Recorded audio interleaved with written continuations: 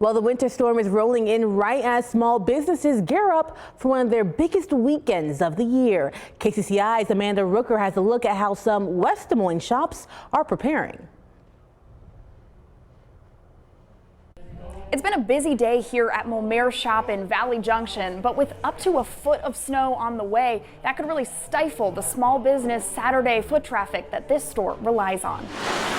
In Valley Junction, parking lots are packed, stores are buzzing, and shoppers are squeezing in one more stop before the snow takes over.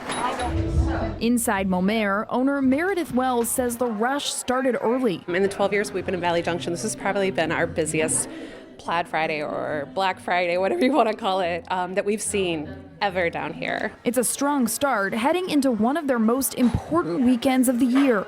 But the snow on the way has Wells worried that small business Saturday crowds could disappear. It gets us through January and February when the months are a little bit slower. So the fact that we could have substantial hit to our sales really affects everything that we do as far as the rest of the season and how that plays out.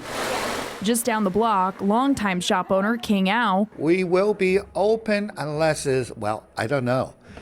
20 inches of snow, maybe not. Is taking the storm in stride. You never know. You'll see me in the hats and shoveling snow. He's also encouraged by community showing support. Look at that.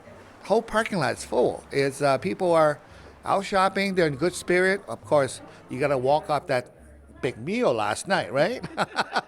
Both shop owners are keeping an eye on the forecast, hoping for the best. I'm checking my app like every 10 minutes. But also preparing to make the safest call for their customers. Safety is the most important thing. It is our business and this is our livelihood, but we are concerned about the livelihood of our community as well, too. If the storm shuts doors, Wells says shoppers can still find them online. Either way, small businesses here say the snowstorm won't stop them from serving their customers. In West Des Moines, Amanda Rooker, KCCI 8 News, Iowa's news leader.